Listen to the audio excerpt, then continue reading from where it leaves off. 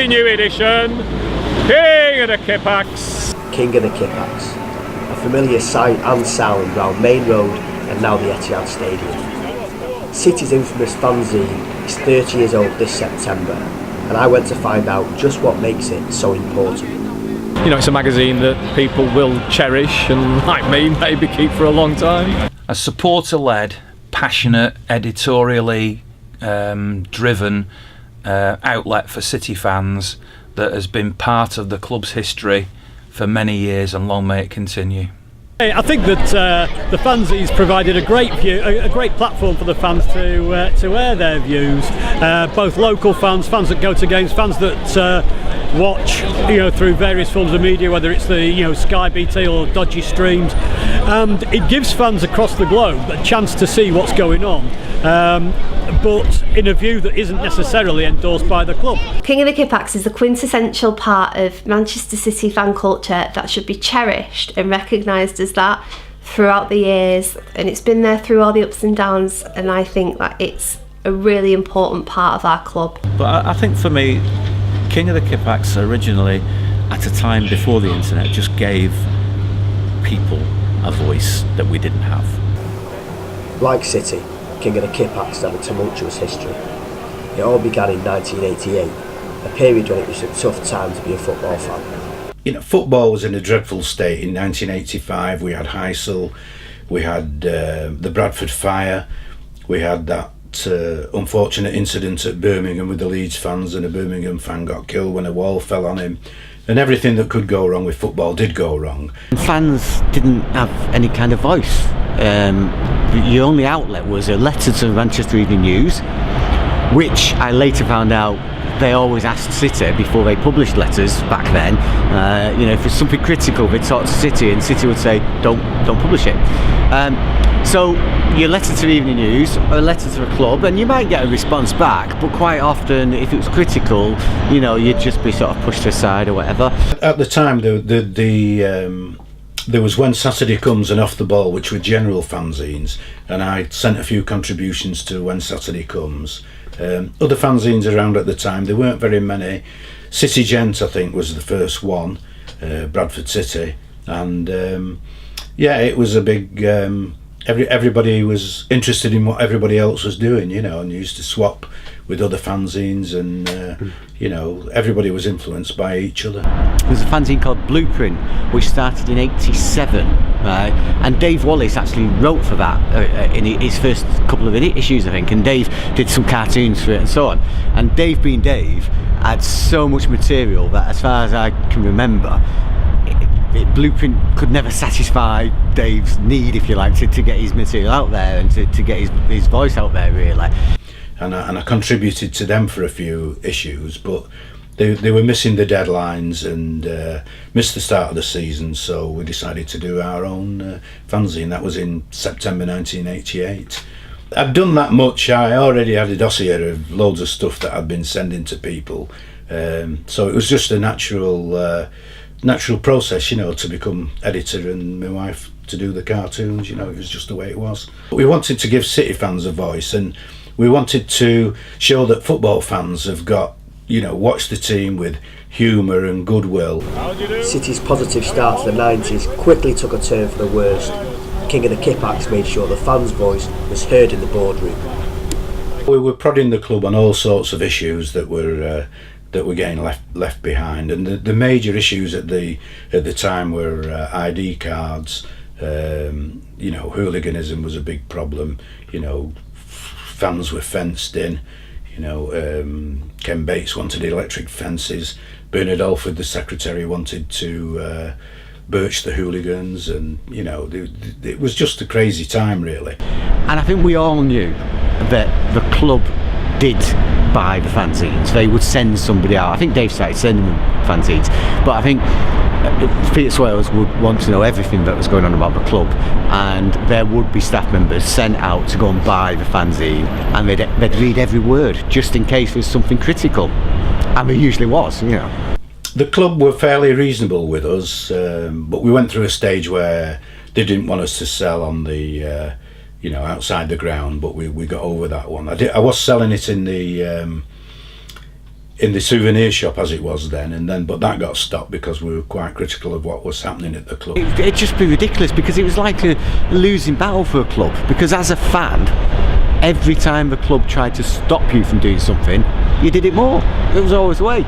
So the fanzines also then allowed things like the banana craze to develop, the protests against the chairman to develop, and we'd sign a player or appoint a manager or whatever. We would know whether these players or managers were any good, and the fanzines would say it. And because it was in print, I think the club felt it was more damaging, but fans, it was right. It was what we needed. We needed that voice. We were paying all this money to keep the club afloat at times, and if we were unhappy, the club had to change. And through the fanzines and King of the Kippax especially, things started to change.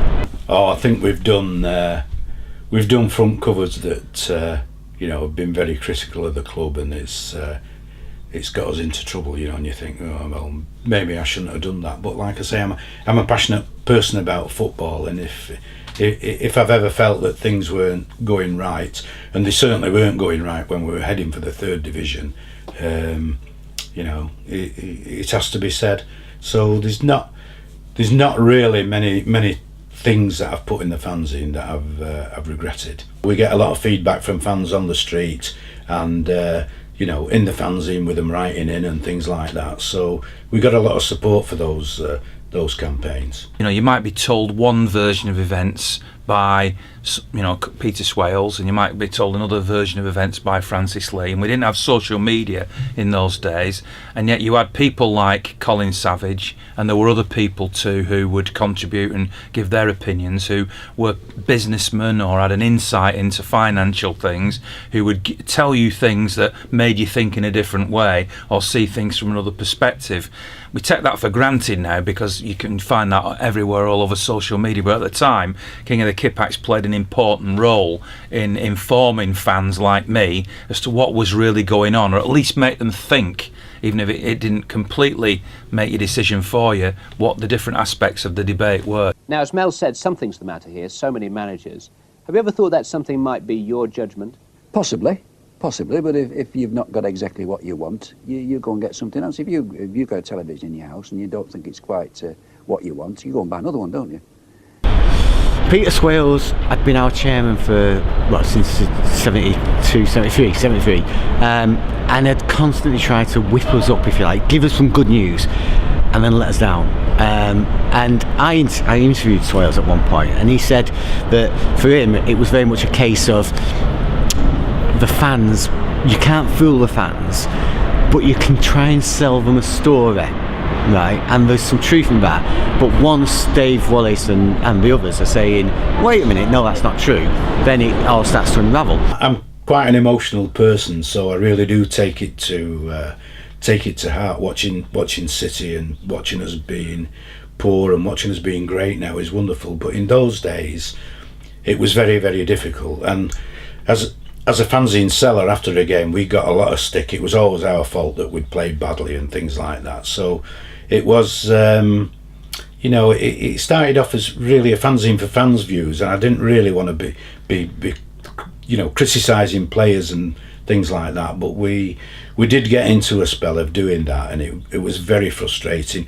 Made worse by United over the other side doing so well. I would say there was a general consensus of suspicion amongst fans with fanzines, and I think that's a bit deeper rooted, because if you look at the bigger scale of things, clubs were very, very anti-fanzines, and obviously the media at the time, fanzines weren't a threat to them as such, but nonetheless they did fear the unknown a little bit. So fans, I think the majority of them were sold the party line that fanzines are no good. They're a small bunch of people are making a noise, much to do about nothing and what have you. So I can well understand Dave's frustration with that, and yes, I personally witnessed Dave getting grief, for speaking up and more often than not about the truth, really. You were a sitting target really after games of poor performances, and sometimes we just said, oh well, we won't bother, we'll just put them away and just forget about selling after the game sometimes. But it was It was a tough time, but there was always lots to write about regarding City. And, you know, even though United were doing that well, they always cocked up now and again. So that gave us a bit of a laugh as well, because, you know, they were so serious about it. What Dave has got is a thick skin. You have to have a thick skin to do that job. So he's been able to believe in what he believes in, give people a platform. It isn't Dave writing all the articles, it's other people who are writing the articles. And I suppose to a certain extent he will have also, as because he's the editor, as he puts the thing together, he will have done what I did, which is sort of balance different views within his magazine to make it a better magazine. That's the skill he's got. It would have been wonderful to write positive things all the time. We're able to do that now. Coming out of Stoke, you know, considering that 20 years ago we came out of Stoke and we got ale with bricks and bottles, we went down to Division 3. City fans were blaming me for us going down, and this time I came out of the ground singing, we're going to win the league. How'd you do? So now King of the Kippax and City fans alike can finally enjoy some success. And some might say it's about time as well.